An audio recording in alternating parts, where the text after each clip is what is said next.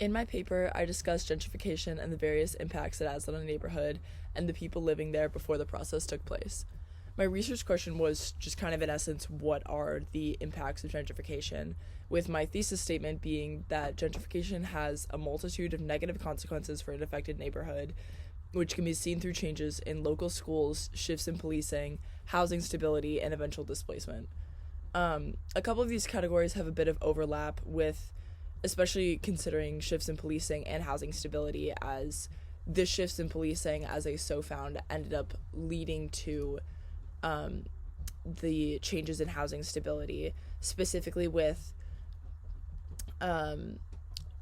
shifts in policing occurring because of kind of a desire to clean up a neighborhood or give the impact of a clean, or like give the impression of a cleaned up neighborhood, so as to market a given neighborhood towards residents who are higher income, who can pay more money for taxes, hence the motivation from city officials, and who can pay more money in rent, hence the motivation from real estate firms, but which comes at the expense of those who lived in the neighborhood before, because they can't afford that rent, among some other things. Pretty much every study and piece of literature that I've found did acknowledge that the impacts of gentrification on the residents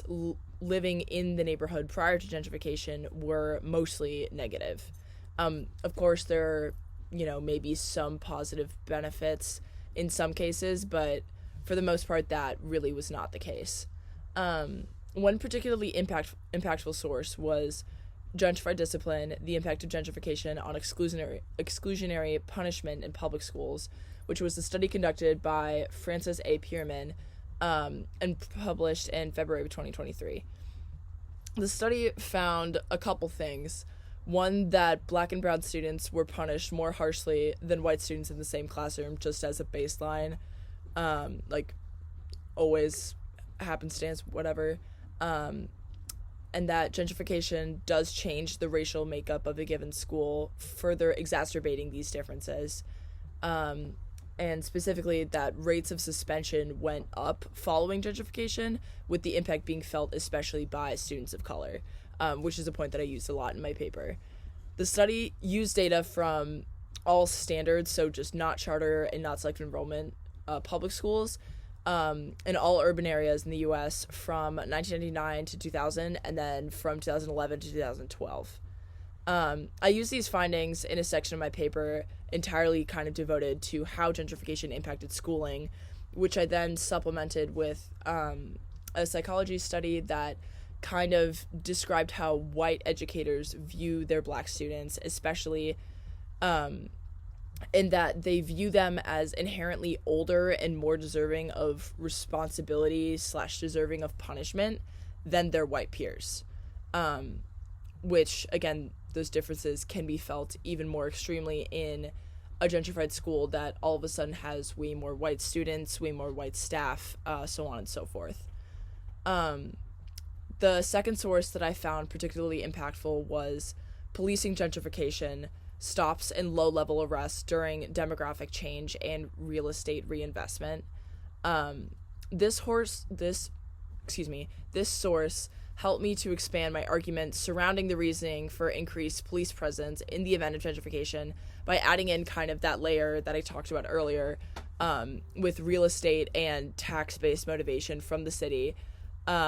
from both those real estate firms and from city officials, as both groups kind of seek to benefit from those higher income residents moving in, paying higher taxes in property taxes, etc., and then even just based on paying higher rent to those landlords. The study conducted by Brendan Beck from 2009 to 2015 focused on kind of longitudinal data from New York City, just New York City neighborhoods. The study found that gentrification was almost immediately followed by an increase in low-level policing, which is like 311 calls, that came mostly from new residents, and then capital reinvestment, putting more money from the city into a new neighborhood in the hopes to generate income through increased taxes, through increased property value, and increased money in real estate from heightened rent, prompting an increase in policing in an effort to give the neighborhood a better image, to, again, clean it up, so to speak. This kind of like I said before, kind of created like a cross impact from all of the different subpoints that I discussed in my paper, because, again, like, the increase in policing, mostly as it speaks to, like, not what the new residents did, but, like, what the city did in an effort to give a given gentrified neighborhood a better image, leads directly to this housing displacement, as the end goal is eventually having those residents who can pay more money, and whether that be in property taxes or be in rent. This really did drive the point home about the negative impacts of gentrification on these residents, as those who feel the impacts of such policing, regardless of, displacement or whatnot, are most often Black and brown residents, and those residents are the primary demographic of those who were going to be living in a neighborhood before it's gentrified. In conclusion, I found my argument to be very sound, and I didn't really find any contrasting sources as I was going through. Like, most everything was supplementing what I was already saying, negative impacts, etc., etc. I think something that could be helpful for my paper would be more supplemental, maybe psychology based, or just like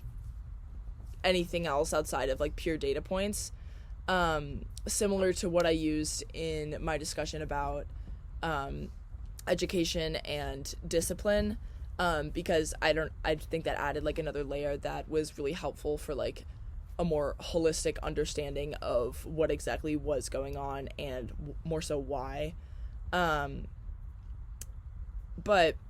again, I think that everything that I found in all of the literature, mostly, that exists around this topic, supported what I was saying very soundly, and I am confident in what I found and what I discussed.